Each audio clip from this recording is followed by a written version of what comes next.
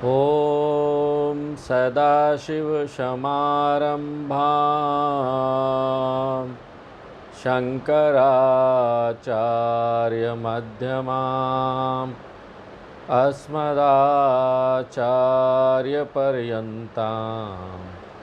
वन्दे गुरुपरम्पराम्।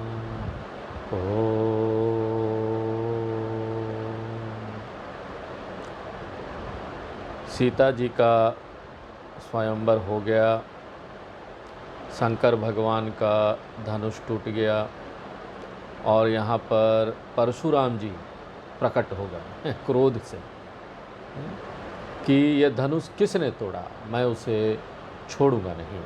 बहुत क्रोधित थे। वहाँ पर सभा में वो पहुँच गए अपने फरसा लेकर और सबको बड़े क्रोध से देख रहे थे। भगवान राम के पास पहुँचते हैं, वहाँ पर पूछते धनुष किसने तोड़ा, तो भगवान राम परशुराम जी को उत्तर देते हैं। और कितने सुंदर हैं हमारे भगवान राम, कितना विनम्रता है। यहाँ पर तुलसीदास जी ने भी बहुत ही सुंदर शब्दावली का विशेष प्रकार से उसका उपयोग किया है। राम जी परशुराम जी को बोलते हैं हे नाथ, हे नाथ कहकर संबोधित करते हैं और बोलते क्या है कि शंकर जी का धनुष तोड़ने वाला आप ही का कोई दास होगा। इनडायरेक्टली वो बता दे रहे हैं कि देखो धनुष मैंने तोड़ा है। धनुष जिसने भी तोड़ा है, वो बोलते धनुष जिसने भी तोड़ा है वो परशुराम जी, आपसे साथ कोई शत्रुता करके किसी ने धनुष थोड़ी ना छोड़ा है, वो तो आपका सेवक ही है जिसने धनुष तोड़ा है। कैसे भगवान कितने सुंदर तरीके से पूरी दुनिया के सेवा करने वाले हो, अपने आप को सेवक बोल रहे हैं और उनको कोई शर्म नहीं है सेवक बोलने में। हम यहाँ पर आए हैं सेवा करने के लिए पूरा जीवन हमारा सेवक बने रहना है। सब लोगों की सेवा यहाँ करो, तो भगवान से सीखने को मिलता है। जब हमारे राम जी अवतार लेके आते हैं, वो नहीं बोलते हम बड़े राजा, बड़े पूरे, I am the Lord of the universe, मैं पूरी दुनिया का राजा हूँ, वो नहीं बोलते। सेवक, सेवा करो। हमारा जीवन भी दूसरों की सेवा के लिए ही है। यहाँ पर अपेक्षा कुछ नहीं करना। भगवान ने ये शरीर दिया है ना, ये सेवा के लिए। जितने अगल बगल आपके परिवार के लोग हैं, दूसरे लोग हैं, सब जहाँ सेवा कर सकते कर दो दिया ही वही, इसीलिए ना भगवान ने अंदर से दी गई। अब फायदा दूसरे को तो हो ही रहा है? लेकिन ये मत सोचिए आपको कुछ नहीं बोल रहा। सेवा करने वाले लोग को सब लोग ढूंढते हैं सब लोग ढूंढने, कहाँ गया वो, कहाँ गई वो, सब लोग उसको ढूंढते रहते हैं, हमको सेवा मिलेगा। और जो सेवा करता है उसको तो पूरी यहाँ पर उसको मान सम्मान मिलता ही है, उसकी पहचान हर जगह बढ़ जाती है। और साथ में भगवान को जो फल देना है वो फल अच्छा मिलता ही है, उसका जीवन अच्छा होने वाला है। ऐसा व्यक्ति भगवान के साथ एकदम एक होकर जुड़ने वाला है, बहुत बड़ी चीज उसको मिलने वाली है। इसलिए सेवा, हम आपके सेवक हैं। राम जी बोलते हम आपके सेवक हैं। आए सुका कहिया किन मोही, आप धनुष तोड़ने वाले के बारे में पूछ रहे हो तो इसका अर्थ है कि आप उसकी खोज में हो, तो उसके लिए जो भी आज्ञा हो ना आप मुझे बताइए। इनडायरेक्टली बता दो, मैं नहीं तोड़ा ना, आप मुझे बताइए। इस प्रकार भगवान राम ने बात को घुमा कर ये बता दिया कि धनुष हमने ही तोड़ा है। अब परशुराम जी कहाँ मानने वाले थे? थे तो वो ब्राह्मण, लेकिन क्षत्रिय का गुण लिए हुए थे, गुस्सा हो जाते तुरंत, अक्रोध भड़क गया। और देखो उस समय भी ऐसे लोग थे जो भगवान का खंडन करते थे।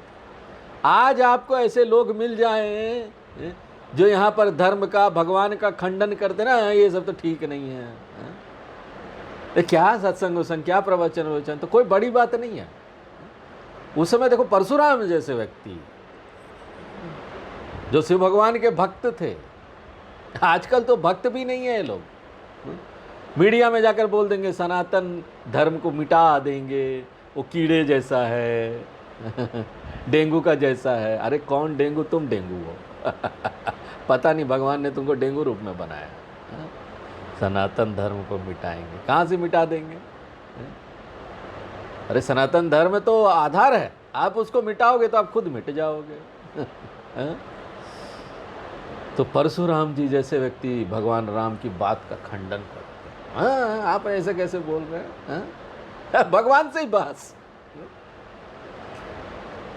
लौकिक दृष्टि से तो परशुराम जी और लक्ष्मण जी का आगे संवाद होने वाला है, जो ना इन दोनों का संवाद होने वाला है, और ये बड़ा मनोरंजक होगा। दोनों जब बातें करेंगे ना, लक्ष्मण जी और परशुराम जी, बड़ा मनोरंजक है। लेकिन तुलसीदास जी मर्यादा नहीं छोड़ेंगे। ना ना ना ना, मर्यादा से आध्यात्मिक शिक्षा देना ही रामचरितमानस का उद्देश्य है, और रामचरितमानस इसमें खरा उतरता है। ये कोई OTT web series, TV show, TV serial ये नहीं है। इंटरनेट पे जो तो वीडियो बना के डाल दिए यूट्यूब में और हेडिंग सब उसका जो टाइटल होगा ना, बड़ा अच्छा होगा।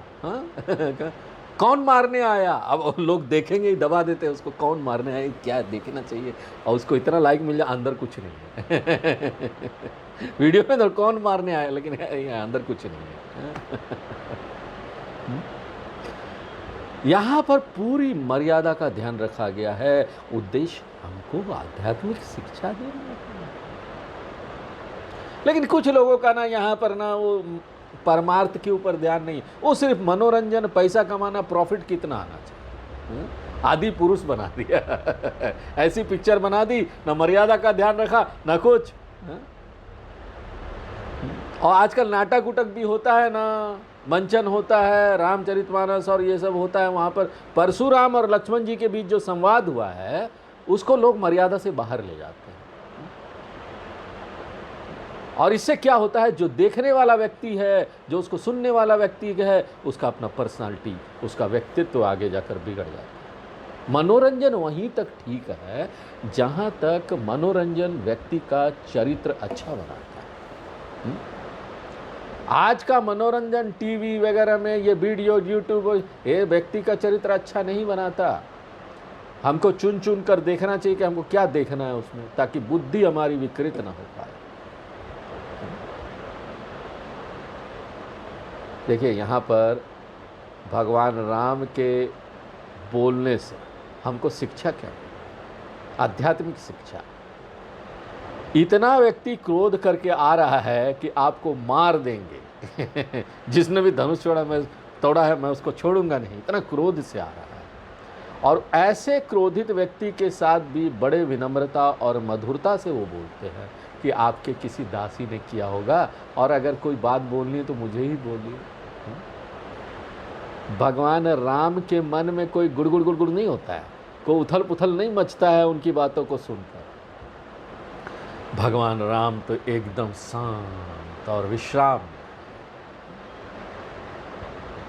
और उनके ही ठीक विपरीत एक क्रोधी स्वभाव के परशुराम जी, और इन दोनों के बीच में बैलेंस करने के लिए कौन आते हैं?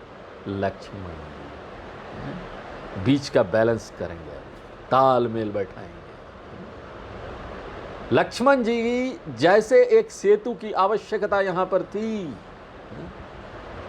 भगवान राम बड़ी मधुरता के साथ बोलते हैं, लेकिन परशुराम जी चिढ़कर उत्तर देते हैं क्रोध में। तो भगवान का सम्मान भी तो बनाए रखना है ना। यहाँ पर हमारे भगवान को कोई भी अपमान कर देगा, हम सुन लेंगे क्या? ऐसे नहीं होता ना भैया। इसलिए तुलसीदास जी जैसे भक्त ना, वो सुन नहीं सकते भगवान का अपमान। अब वहाँ पर आएंगे लक्ष्मण जी बैलेंस बनाने। सेवक सो जो करे सेवकाई। अरे सेवक तो वो होता है जो सेवा का कार्य करे। हैं? गुस्से से परशुराम जी बोलते हैं, अरे जो शत्रुता का काम करे वो तो शत्रु होता है। और तुम हमारे साथ, भगवान को कोई शत्रु बोलता है क्या? कैसे देखो। शत्रु बोल। हे राम सुनो, जिसने भी शिव जी का धनुष छोड़ा है वो मेरा सेवक नहीं है, बल्कि सहस्त्रबाहु के समान मेरा शत्रु।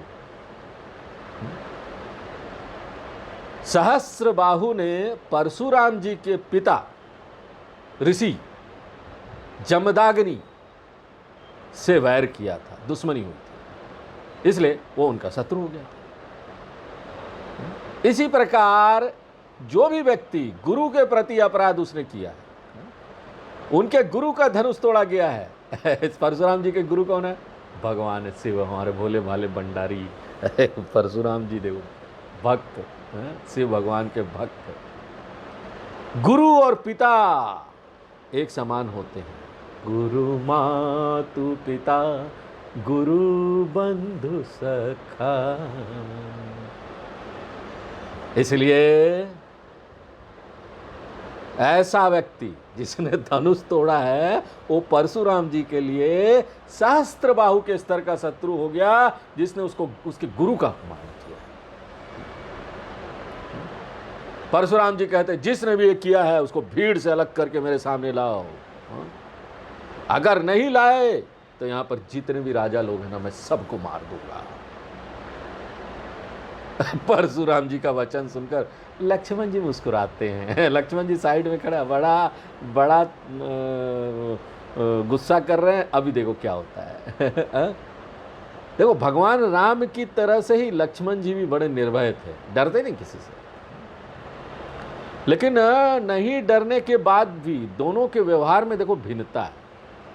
इसलिए लक्ष्मण जी कहते हैं परशुधर ही अपमाने। आपने तो ये फरसा बेकार ही धारण, और उनको ना आग लगा रहे हैं अंदर। क्रोधित कर रहा है उनको, ऐसे ऐसे शब्द बोल के क्रोधित कर रहे हैं। आपने तो फरसा बेकार ही धारण कर रखा है।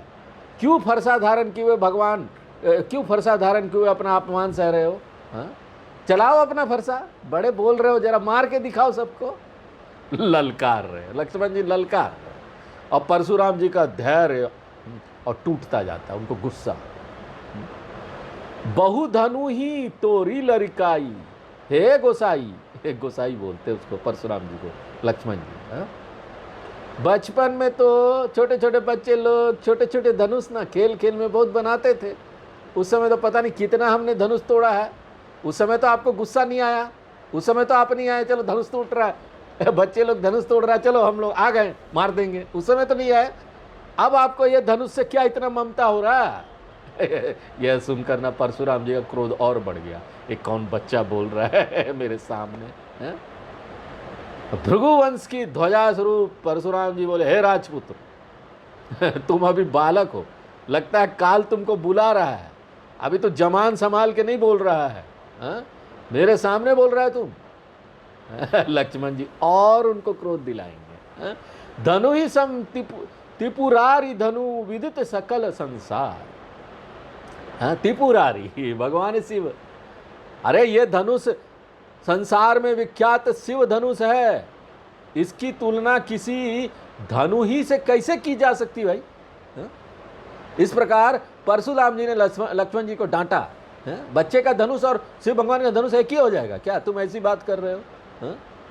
लक्ष्मण जी परशुराम जी के क्रोध के संवेग को और उत्तेजित करने के लिए और भड़काने के लिए ऐसा बोलते हैं। देखिए यहाँ पर ना हमको एक आधुनिक मनोविज्ञान की बात समझनी चाहिए। जब भी किसी को बहुत अधिक गुस्सा आएगा ना, तो आधुनिक मनोविज्ञान ये बोलता है कि उसको ना थोड़ा सा और गुस्सा दिला देना चाहिए, उसके गुस्से को और निकाल देना चाहिए बाहर, उसको उभारने का प्रयत्न करते हैं। तुलसीदास जी को भी ना मनोविकारों की चिकित्सा अपने सिद्धियों के बल पर ज्ञात है। वो मनोचिकित्सक नहीं है, लेकिन सिद्धि प्राप्त थी तुलसीदास जी को। इसलिए परशुराम जी की मानसिक दशा की क्या चल रही है यहाँ? मनोचिकित्सा चल रही है। पहले राम जी ने थोड़ा ठंडा किया, दास है, आपके तो सेवक ही कोई ऐसा करेगा। बड़ी विनम्रता के साथ पहले राम जी ने ठंडा कर दिया। उसके बाद देखे ये मान नहीं रहे हैं। अच्छा मान नहीं रहे हो, चलो राम जी फूफू फूफू शेषनाग के अवतार, सामने आ जाओ। अब चलो, अब वो उन दोनों में चालू हो गया डांट डपट, ये डांटे वो डांटे। देखिए यहाँ पर एक मनोचिकित्सा चल रही है, इसलिए इसको ऐसा नहीं देखना चाहिए ना।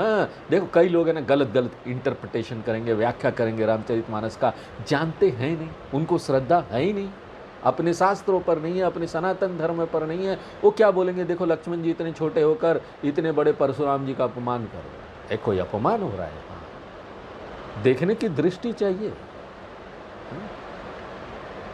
अपने अपने कुछ भी निकालते हो मीनिंग, इसका अर्थ। अरे अर्थ वो निकालो जो ना तुम्हारे फायदे में हो, तुम्हारे जीवन को बना दे, तुम उससे कुछ सीख लो, ऐसा अर्थ निकालना चाहिए, ऐसी व्याख्या करनी चाहिए।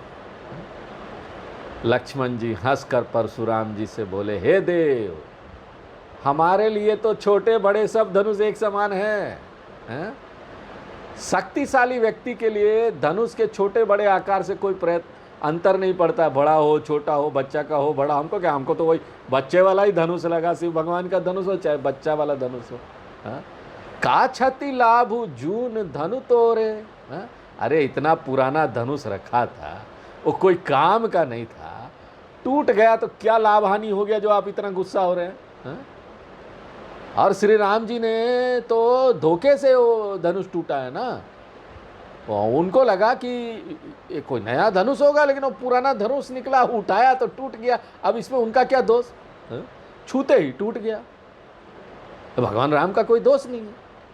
तो हे मुनि, आप अकारण ही इतना क्रोध क्यों कर रहे हैं। मुनि जी मुनि जी कैसे वेश में आए हैं, क्षत्रिय के वेश में। बोले चितई परशु की औरा। परशुराम जी लक्ष्मण जी का ध्यान ना बार बार अपने फरसे की ओर ले जा रहे थे। ये देखो देखो मेरा पास है, मार दूंगा मेरा पास है। बार बार उधर दिखा रहे थे। अरे दुष्ट, तू मेरे स्वभाव को नहीं जानता, अभी तो मैं तुमको बालक समझ के नहीं मार रहा हूं, और तू मुझे ब्राह्मण मुनि समझ रहा है, हे मुनि बोल रहा है मुझे। देखो वैसे तो यदि परशुराम जी ब्राह्मण है तो ब्राह्मण अच्छा होता ना, बड़ा होता है। ब्राह्मण के तपोबल के सामने क्षत्रिय का जो देह बल है ना, वो ज़्यादा महत्व नहीं रखता। ब्राह्मण ज्ञानी होता है, तपो सिद्धि, किसी को भी ऐसे तथास्तु कर दे भस्म हो जाएगा। परंतु परशुराम जी को इसका लगता है इसका ज़्यादा महत्व, वो अपने आप को क्षत्रिय ज़्यादा समझते थे, उनका गुण क्षत्रिय का था। वो बोलते हैं हमको मुनि मात्र मत समझो कि हम बड़े ब्राह्मण हैं, मुनि हैं, तुमको कुछ नहीं करेंगे, चुपचाप तुमको आशीर्वाद दे के चले जाएंगे। तो इससे उस समय इससे क्या पता चलता मालूम, उस समय के समाज में मुनियों को बेकार सा व्यक्ति माना जाता था, और उससे कोई डरता नहीं था। डरने की बात नहीं, लोग ब्राह्मण मुनि लोग हैं, क्या डरना। लेकिन ये कोई श्रेष्ठता की बात नहीं थी। शास्त्र यही शिक्षा देता है कि तपोबल की महिमा को समझना चाहिए। आंतरिक जो हमको शक्ति प्राप्त होती है ना, हम यहाँ साधना करते हैं, हमको आंतरिक शक्ति प्राप्त होती है। वो शक्ति बाहर के कोई भी तपोबल, बाहर के कोई भी जो आपको यहाँ उपलब्धि प्राप्त होगी ना, उससे बड़ी। वो सारी बाहर की उपलब्धि धरी की धरी रह जाएगी अगर आपके अंदर का मन बहुत स्ट्रांग हो गया है, शक्तिशाली हो गया है, आपके अंदर का साधना और तपोबल सिद्धि प्रदान कर रहा है आप। तो ये भीतरी तपोबल है ना, वो सूक्ष्म तपोबल, उसका महत्व ज़्यादा है। और ब्राह्मण, एक ब्राह्मण जो गुण का व्यक्ति होता है ना, उसके अंदर ये साधना का तपोबल होता है। एक शांत रहने वाला व्यक्ति बहुत बड़ा से बड़ा काम यहाँ कर सकता है। अगर आपका मन शांत है, आप बहुत बड़े से बड़े काम यहाँ कर रहे हैं, कोई दिक्कत नहीं। यहाँ परशुराम जी कहते हैं कि हम बाल ब्रह्मचारी हैं और बड़े क्रोधी हैं, सारा संसार जानता है कि हम क्षत्रिय कुल के घोर शत्रु हैं। अब देखो, यदि कोई अपने क्रोधी स्वभाव होने की महिमा गाए तो क्या अच्छी बात है, क्या समझ की बात है? तो ना समझिए। क्रोध कोई गुण नहीं है, तो दुर्गुण है। परशुराम जी स्वयं ही अपने दुर्गुण का वर्णन कर रहे थे कि मैं बड़ा क्रोधी हूं। जब बुद्धि उल्टी होती ना, तो व्यक्ति अपने दुर्गुण को ही गुण समझता, उसको लगता है ये हमारा गुण है। दूसरी बात यह है कि क्षत्रिय कुल का द्रोही होना गलत बात है। क्षत्रियों में जो विषय भोगों में लिप्त रहने की जो पाप वृत्ति पनपने लगी थी, उस वृत्ति से उनको शत्रुता करनी चाहिए थी ना, उस गुण से। यहां पर तो अच्छे क्षत्रिय लोग भी थे, उनसे परशुराम जी को वैर भाव नहीं रखना चाहिए था। उन्होंने सभी क्षत्रियों को मार दिया, कई बार मारा। समाज में दोनों लोग चाहिए, ब्राह्मणों की ज्ञान शक्ति और क्षत्रियों का बाहुबल शक्ति, दोनों ही प्रकार के शक्तियों की आवश्यकता है। ये एक दूसरे के पूरक है। क्षत्रियों को मार्ग दिखाने के लिए कि तुम सही मार्ग पर चलो, उसके लिए ज्ञानी ब्राह्मण लोग। यहाँ ब्राह्मण हम जाति से नहीं बोल रहे, और यहाँ क्षत्रिय भी हम जाति से नहीं बोल रहे। आप गुण देखिए, किसमें गुण क्या है। जो ज्ञानी लोग हैं यहाँ, ज्ञानी महात्मा सब ब्राह्मण लोग हैं, जाति फाति नहीं देखते। तो परशुराम जी कहते हैं कि हमने अनेकों बार पृथ्वी के तमाम राजाओं को मारकर राज्य ब्राह्मणों को दे दिया था कि तुम लोग राज्य व्यवस्था चलाओ। सारे उसने राजाओं को मार दिया, लेकिन कई लोग बच गए थे। वो फिर से गुड़गुड़ करने लगे और फिर से अपना लाम बंद होकर कुछ करके उन्होंने फिर से वापस अपना राज्य प्राप्त कर लिया। परशुराम जी ने फिर से उनका विनाश कर दिया। इस प्रकार संसार में ये क्रम चलता रहा। परशुराम जी बार बार क्षत्रिय राजाओं का विनाश करते रहे, ब्राह्मणों को राज्य देते रहे। परशुराम जी आगे कहते, हे राजकुमार, तुम सहस्त्रबाहु की भुजाओं को काट छाट कर फेंकने वाले हमारे इस फरसे को देखो। इस प्रकार से परशुराम जी ने अपने सामर्थ्य का वर्णन अपने मुख से कर दिया। देखिए, अपनी महिमा अपने मुख से बताना शास्त्र के विरुद्ध है और असभ्यता की निशानी। हम जाके सबको अपनी बड़ाई नहीं कर रहे, अपने मुख से अपनी बड़ाई। मातु पिता ही जनी सोच बस करसी महिष किशोर। तुम राजपुत्र हो तो ऐसा कार्य मत करो जिससे बाद में तुम्हारे माता पिता सोच में पड़े। तुम ऐसा कार्य मत करो जिससे तुम मारे जाओगे और तुम्हारे माता पिता बाद में रोएंगे, हा लक्ष्मण, हा लक्ष्मण। परशुराम जी फिर से अपनी बड़ाई करते, शक्ति बताते। गर्भन के अर्भक दलन परशु मोर अति घोर। हमारा फरसा इतना घोर है कि उसकी आवाज सुनकर ही स्त्रियां इतनी भयभीत हो जाती है कि उनके गर्भ गिर जाते हैं। इस प्रकार समाज में क्षत्रिय वंश के ऊपर परशुराम जी का भय सारे संसार में छा गया था। गब्बर सिंह जैसा 4-4 कोस गांव में जब बच्चा रोता है, अपनी बड़ाई खुद कर रही है। माँ कहती है सो जा बेटा वरना परशुराम जी आ जाएंगे। लेकिन लक्ष्मण जी के ऊपर ना उसका कोई प्रभाव नहीं है। शास्त्र बताते हैं कि एक गुण सब देश और काल में गुण नहीं होता। जैसे कि वीरता क्षत्रियों के लिए तो गुण है, लेकिन ब्राह्मणों के लिए, ज्ञानियों के लिए वीरता गुण नहीं हो, दुर्गुण है। वो तो ब्राह्मण है, अपना ब्राह्मण धर्म पूरा करो ना। तुम यहां पर क्षत्रिय का काम करने थोड़ी ना आए हो। अब आज की बात छोड़ दीजिए, आजकल तो कोई तो वो बोलते खाली नाम का, जाति का ब्राह्मण। अब काम कर रहे हैं नेता का, कहीं ड्राइवर का, कहीं कंपनी में नौकरी कर रहे हैं। तो इस तरीके से काम क्या कर रहे हैं, वैश्य का कर रहे हैं, क्षत्रिय का कर रहे हैं, और कहीं कहीं सेवा का, शूद्र का काम भी कर रहे हैं। तो अब सब लोगों ने अपना काम छोड़ दिया है। ब्राह्मण ने अपना काम छोड़ दिया है, क्षत्रियों ने अपना काम छोड़ दिया है। सब पैसा, मणि मणि। समाज पैसे वालों की, पैसा सब कुछ है। हम वही करेंगे जिसमें पैसा ज़्यादा मिलता है। परशुराम जी ब्राह्मण भी है, मुनि भी है, परंतु साथ ही क्षत्रिय वेश, धनुष बाण और फरसा धारण किए।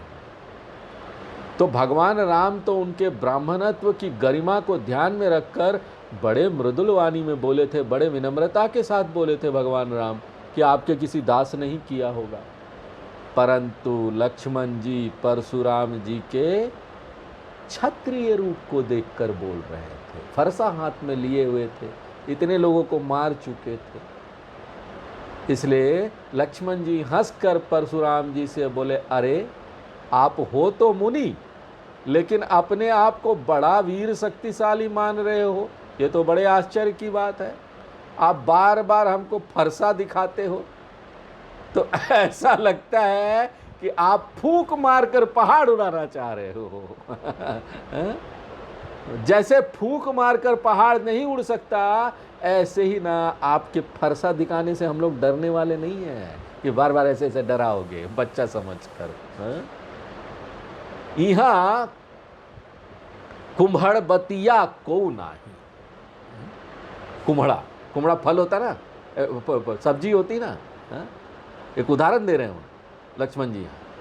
हम कुम्हड़े की बतिया, यानी छोटा कुम्हड़ा कच्चा फल होता ना, कोहड़ा पेठा वाला जो होता है, उसको ना बोलते हैं, जब खेत में उगता है ना तो उसको बोलते ना, उसको तर्जनी उंगली नहीं दिखानी चाहिए। अंगूठों की बगल वाली उंगली को तर्जनी उंगली बोलते हैं। ये ऐसे नहीं दिखाना चाहिए। अगर आप ऐसे दिखाएंगे ना तो किसान लोग बोलते हैं मर जाएगा, सूख जाता है। तो ये लोक प्रसिद्ध है कि कुम्हड़े के छोटे से फल को यदि कोई उंगली दिखाकर कह दे कि एक कुम्हड़ा है, तो फिर वह फल आगे बढ़ता ही नहीं, वही सूख जाता। इसलिए हमने जो देखा कि आप फरसा और धनुष बांध लिए, तो आपको क्षत्रिय जानकर हमारा भी क्षत्रिय अभिमान जागृत हो गया है, और इसी अभिमान सहित हमने आपसे कुछ बातें कह दी। देखिए, क्षत्रिय वंश की यह विशेषता है कि एक क्षत्रिय दूसरे क्षत्रियों को नीचा दिखाकर अपने आप को बलशाली सिद्ध करता है। वो बोलता है तुम मुझसे नीचे हो, मैं सबसे ऊपर हूँ। क्षत्रिय अपने तलवार लहराएगा, ये क्षत्रिय का। लेकिन ब्राह्मण वंश की विशेषता क्या है? ब्राह्मणों का गुण क्या है? ऐसे गुण वाले लोग क्या होते हैं? एक ब्राह्मण जब दूसरे ब्राह्मण को देखेगा ना, नमस्कार करेगा, उसको अपने से श्रेष्ठ मानेगा। देखिए, ज्ञान इतना आपको विनम्र कर देता है ना, आप ऐसा सोच ही नहीं सकते कि दूसरा नीचा व्यक्ति है। हमसे ज्यादा ज्ञानी है, महान है, ऐसा श्रेष्ठ है। लेकिन क्षत्रिय राजा मिलेंगे तो ऐसा, हम राजा, हम बड़े हैं, ऐसा चलेगा। भृगुसुत समुझी जनेऊ बिलोकी। लेकिन यदि हम आपके जनेऊ की ओर ध्यान दें और यह ख्याल करें कि आप तो श्रेष्ठ विप्रपुत्र हो, तो फिर तो आपके सामने हमारा सिर झुका हुआ है। आप जो भी कहेंगे ना, हम सुनेंगे, क्योंकि आप विप्र हो, ब्राह्मण हो। देखो, यहाँ पर एक बात जो बता रहे हैं तुलसीदास जी, देवता, ब्राह्मण, भगवान के भक्त और गाय, हमारे क्षत्रिय वंश में इन चारों के ऊपर हम अपनी वीरता नहीं दिखाते। इन चारों की रक्षा करना हमारा धर्म है। पापुई अपकीर्ति हारे, पापू अपकीर्ति हारे। यदि इनमें से किसी का हम वध करें तो हमें बहुत पाप लगता है, और अगर इनसे हार गए तो और भी बदनामी होती है। इसलिए अगर आप हमें मारोगे ना, तो भी हम आपके पांव ही पड़ेंगे, क्योंकि हमें तो अपने क्षत्रिय धर्म का निर्वाह करना है। लक्ष्मण जी कहते हैं कि ये तो ठीक है कि तुम विप्र होने के कारण हमारे वंदनीय हो, ब्राह्मण होने के कारण वंदनीय हो, लेकिन तुम्हें ये धनुष बाण धारण करने की क्या आवश्यकता है? एक ब्राह्मण की तो वाणी ही करोड़ करोड़ वज्र के समान है। आप तो एक ब्राह्मण किसी को श्राप दे दे, नष्ट भ्रष्ट हो सकता है। तो फिर ये आप क्या छोटा मोटा फरसा, धनुष बाण, इसका बोझ अपने ऊपर लाद के घूम रहे हो? यहाँ पर देखो, लक्ष्मण जी और परशुराम जी के संवाद में ब्राह्मण और क्षत्रिय के धर्म तथा इनकी मर्यादा बड़े स्पष्ट रूप से सामने आती है। जो बिलो की अनुचित कहेऊ क्षमहु महामुनि धीर। लक्ष्मण जी कहते हैं, यदि हमने आपसे कोई अनुचित बात कह दी हो तो आप अपने श्रेष्ठ मुनि भाव का ध्यान करके कृपया हमें न क्षमा कर दें। डांट भी रहे हैं, दोनों बहस भी कर रहे हैं और क्षमा भी मांग लिया। मर्यादा देखो यहाँ पर, हाँ? क्रोध की मर्यादा है। हम आपकी वंदना करते। लक्ष्मण जी की यह बात सुनकर परशुराम जी क्रोध के साथ बड़े गंभीर वाणी में बोलने लगे। अब देखो, परशुराम जी विश्वामित्र जी का थोड़ा सहारा लेकर बोले, हे विश्वामित्र, सुनो, ये बालक बड़ा कुबुद्धि है, जरा इसे रोको। ये कुटिल बालक काल के वश में है, अपने वंश का भी नाश करने वाला ये कुल घातक है। सूर्यवंश की महिमा रूपी चंद्रमा के लिए कलंक के समान है। यह दोषी है, सूर्यवंश के अनुकूल नहीं है और बड़े उद्दंड जीवन जीने वाला है। नासमझ है, किसी से डरता भी नहीं। काल कवलु हो ही क्षण माही। देखो, क्षण मात्र में ही ये काल के वश में हो जाएगा। मैंने एक फरसा चलाया और इसे ख़त्म होने में देर नहीं लगेगी। इसलिए हम बार बार बोल के सावधान कर देते हैं, और बाद में कुछ हो जाएगा तो कोई हमको मत बोलना, दोष मत देना, ये हमारे हाथों मारा जाएगा। तुम्ह हट कहू चौ चहु बारा। यदि तुम इसे बचाना चाहते हो तो तुम इसको समझा दो कि हम कैसे प्रतापी शक्तिशाली हैं और कैसा हमारा क्रोध है। वो डायरेक्ट बहस नहीं कर पाए तो विश्वामित्र जी को जाके बोल रहे, आप जरा इसको समझाइए। हैं? परशुराम जी का ध्यान अभी भी अपने अहंकार की ओर से हटा नहीं है। वो बार बार अपनी बड़ाई कर रहे हैं, अपने घमंड का दिखावा कर रहे हैं, वर्णन कर रहे हैं अपनी सारी अपनी जो शक्तियां हैं उसकी। अब लक्ष्मण जी कहते हैं कि हे महाराज, आपके रहते हुए आपके यश प्रताप का वर्णन भला और कोई कर सकता है? इस प्रकार जो व्यक्ति अपनी ही महिमा का गान करता है उसके लिए यहाँ पर ना उपहास की बात की गई। लक्ष्मण जी परशुराम जी से कहते हैं कि आपने अपने मुंह से अपनी ही करनी को बार बार कहा, हम ऐसे हैं, हम वैसे हैं। अपने मुंह से अपनी प्रशंसा करना निंदनीय बात है। शास्त्रों में तो यहाँ तक कहा गया है कि अपनी महिमा तो अपने मुंह से बताओ नहीं, लेकिन साथ साथ अपने संतान की महिमा, अपने निकट लोगों की महिमा। कोई आपके रिश्तेदार है, बहुत बड़ा काम कर रहे हैं, आपके कोई बच्चे हैं बहुत फर्स्ट क्लास, बहुत अच्छा कर गए हैं, उसकी महिमा का गुणगान नहीं करना चाहिए। अपने मुंह से नहीं करना चाहिए, दूसरे लोगों को करने दो। लक्ष्मण जी कहते हैं कि अभी भी तुमको लगता है कि तुम अपनी बड़ाई पूरी तरह से नहीं कर पाए हो, तो जो कुछ भी अपनी बड़ाई में कहना है वो भी कह डालिए, हम सुन लेंगे। जनि रिस रोक दुषह दुख सहऊ। आप अपने भीतर क्रोध को रोककर इतना ज़्यादा दुख मत सहिए। एक व्यक्ति को अपने अंदर क्रोध रोकता है ना, वो भरता जाता है और जितना भरेगा और वो दुख देगा। अंदर दबाए हुए क्रोध बहुत दुख देता है। मानसिक संवेग जो आता है उसको दबाया जाए तो अंदर मानसिक बीमारियां भी हो सकती है, मानसिक विकृतियां उत्पन्न होती है। इसलिए लक्ष्मण जी परशुराम जी से क्या कहते हैं, अपने क्रोध को मत दबाओ। जो भी क्रोध है ना, वो बहुत दुखी मत हो, उसको दबा के निकाल लो यहाँ पर जो करना है।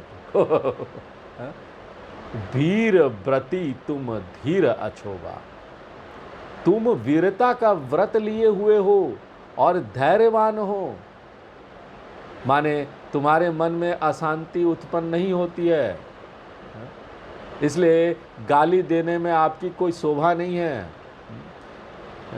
देखिए परशुराम जी जिस प्रकार की धमकियां दे रहे हैं, इस प्रकार से बोलना श्रेष्ठ व्यक्ति को ना शोभा नहीं देता। एक श्रेष्ठ व्यक्ति अगर इस तरह की बातें करता है, परशुराम जैसा व्यक्ति, तो वो गाली देने जैसा है, वो अशोभनीय है, गाली देने जैसा है। जो वीर लोग हैं वो युद्ध में अपनी वीरता अपने कार्यों से दिखाते हैं। हम वीर हैं, हमने वीरता का काम किया। मुंह से अपनी वीरता का वर्णन करने से ना कोई वीर नहीं हो जाता, मुंह से बोलेंगे हम बड़े वीर हैं। परशुराम जी ने वीरता का कार्य तो किया था, परंतु उससे भी बड़ा वीरता की बात यह है कि व्यक्ति अपने अहंकार के ऊपर विजय प्राप्त करे। ऐसे वीर उर दूसरा को मार देना, कुछ कर देना, युद्ध में विजय प्राप्त कर लेना, अपने अंदर ये सब युद्ध चलते रहता है। और घमंड और अहंकार सबसे बड़ा शत्रु है, उस पर विजय प्राप्त करना चाहिए। अंदर जो हमारे काम क्रोध मद लोभ मोह मात्सर्य चल रहा है, जो विकार है, उसको अगर हमने पराजित कर लिया तो वो सबसे बड़ी बात होती है। विद्यमान रन पाई रुपु, युद्ध क्षेत्र में शत्रु को देखकर कायर लोग ही अपनी वीरता की बातें किया करते हैं। हम ऐसे वैसे हैं हा? वीर लोग तो जो करना है ना करके दिखाते हैं, हम तो यहाँ करके दिखाएंगे।